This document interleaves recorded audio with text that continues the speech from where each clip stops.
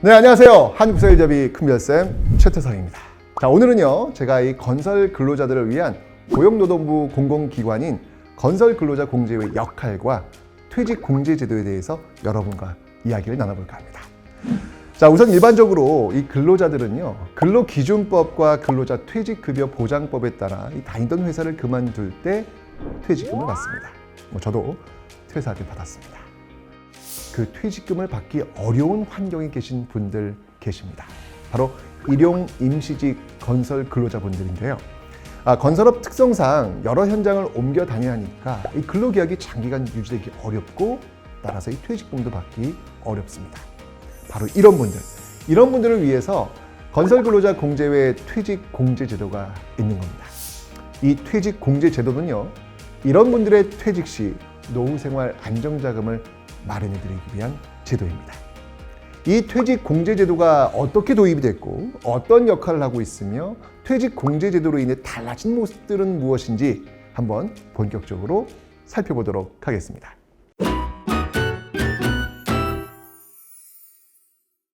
혹시 기억하시나요? 그 1994년 성수대교 붕괴 사건, 그리고 그 다음에 1995년 삼풍백화점 붕괴 사건. 아이고야, 정말 이게 많은 부상자와 사망자가 발생한 사건입니다. 참 마음이 아픈데요. 건설 근로자의 그 열악한 처우로 인해서 사기는 저하됐고, 그러니까 이 견실한, 이 시공이 어려웠다, 이런 원인이 나온 거예요. 그래서 정부는요, 이 건설산업 경쟁력 강화와 이 부실 방지 대책에 대해 논의하면서 건설 근로자의 처우를 개선해야 되겠다는 방침을 세웁니다. 드디어 1997년 일용 임시직 건설 근로자를 위한 유일무이한 기관인 건설근로자공제회가 설립되었고요. 건설근로자 퇴직공제제도가 도입되었습니다. 자, 이 제도 도입의 취지는요, 동일 현장에서 1년 이상 근로하지 못해서 근로기준법상의 퇴직금 혜택으로부터 소외된 수많은 건설 근로자에게 퇴직공제금, 즉 일종의 퇴직금을 지급하자. 이를 통해 사기를 진작시키고 성실 시공을 유도해서 양질의 노동력을 확보해 부실 시공을 방지하자라는 것이었습니다. 자, 도입 목적을 한번 정리해 보면요. 첫째, 비정규직인 건설 일용 근로자의 복지 증진. 둘째, 건설 기능 인력의 자긍심과 책임의식 고취를 통한 공사의 품질 향상과 재해 예방 도모. 셋째, 장기 근속에 따른 명확한 직업 전망 제시를 통한 건설 기능 인력의 확보와 육성 및 건설 산업의 경쟁력 강화 유도. 이렇게 세 가지로 정리해 볼 수 있겠습니다. 퇴직 공제제도의 도입 배경과 의의 이해되셨죠? 자, 이번엔 퇴직 공제제도의 내용에 대해 알아보겠습니다. 일용 또는 임시직 건설 근로자가 퇴직 공제에 가입된 건설 현장에서 근로하면요, 건설 사업주는 건설 근로자 공제회로 근로 일수를 신고하고 그에 맞는 공제 부금을 납부합니다. 공제회는 이를 관리하다가 건설 근로자가 건설업에서 퇴직할 때 원금의 이자를 더해 퇴직 공제금을 지급합니다. 자, 그럼 이 과정에서 건설 근로자가 납부하는 비용이 있느냐? 전혀 없습니다. 근로자의 경제적 부담은 제로입니다. 퇴직 공제 제도는요, 건설 현장의 분위기를 변화시킨 이 건설 근로자를 위한 최초의 국가 제도라고 할 수 있겠습니다. 자, 그럼 이런 퇴직 공제 제도의 도입으로 무엇이 달라졌을까요?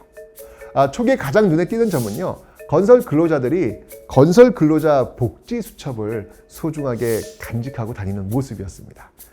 지금은 퇴직 공제 제도가 전산화되었지만 최초에는요, 방금 말씀드렸던 건설 근로자 복지 수첩의 이 증지 방식으로 하루씩 적립이 되었습니다. 이걸 가지고 있으면요, 퇴직 후에 약간의 목돈을 만들 수 있다는 기대가 생겼고요, 오래 일하면 그만큼 그 돈도 더 커진다는 재미도 알게 된 것이죠.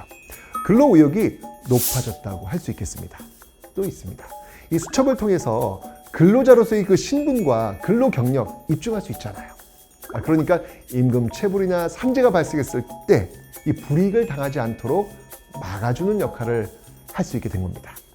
이전에는 경력을 입증하지 못해서 챙기지 못했던 그 각종 제도에 접근이 가능하게 된 것이죠.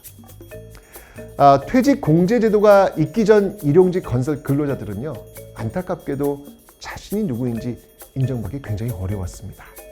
오랜 세월 건설업에서 일을 해도 자신의 경력을 누구 하나 증명해주지 못했잖아요. 그래서 본인의 달력에 적어두기까지 했는데 어렵죠. 그냥 근로자라는 그 신분은 그냥 임금 지급 수첩 이런 데나 존재할 뿐이었습니다. 그러다 보니까 관련된 자격증을 따고 싶어도 경력 입증이 불가능하니까 응시조차 할 수 없는 거예요. 더욱 서글픈 점은요, 건설 현장 원래 그렇잖아, 이렇게 뭉개버리는 거예요. 그런데 이 건설 근로자 공제가 출범하면서 이 한 줄기 서광이 비추기 시작했죠. 지금 이야기 나누고 있는 퇴직 공제 제도가 도입되었기 때문입니다. 적어도 이 공제에 등록된 건설 일용 근로자는요, 우리 사회를 건설한 당당한 건설 근로자라고 공언할 수 있게 된 것이죠. 과거에는 소위 그 표현 있잖아요. 노가다. 네. 이 노가다는 잘못된 표현으로 좀 불리면서 좀 비하당하는 느낌을 받았는데, 자, 이제는요, 뭔가 좀 국가로부터 우대를 받는 사회 구성원, 이런 자긍심, 자존감을 높일 수 있게 된 것입니다. 이것이 건설 근로자 공제회와 이 퇴직 공제 제도로 인한 가장 큰 변화라고 할 수 있겠습니다. 퇴직 공제 제도의 긍정적인 영향을 정리해 보면요. 첫째, 일반적인 퇴직금 제도에서 소외될 수밖에 없었던 일용직 건설 근로자에게 노후 대책을 마련해 드렸다는 점. 둘째, 퇴직금 지급에 그치지 않고 보다 근본적인 고용 개선의 요소로 할 수 있는 근로자로서의 그 신분과 경력을 되찾아 드렸다는 점.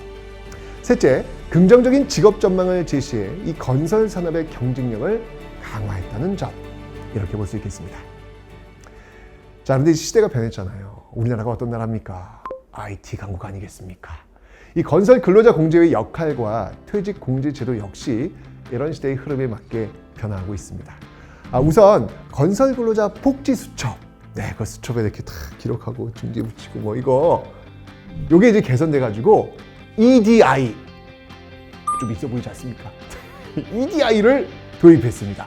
그러니까 이제 근로자가 직접 수첩을 보관할 필요가 없어진 거예요. 왜냐고요? 건설 사업주가 근로자들의 근로 내역을 직접 신고하기 때문입니다. 그러니까 이제 근로 내역이 전자적으로 자동으로 기록되면서 편의성과 효율성이 높아진 것이죠.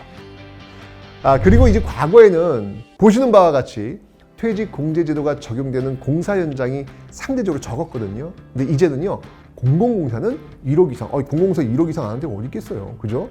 민간공사는 50억 이상, 웬만하면 다 적용되는 겁니다. 그러니까 이 대상이 대폭 확대된 것이죠.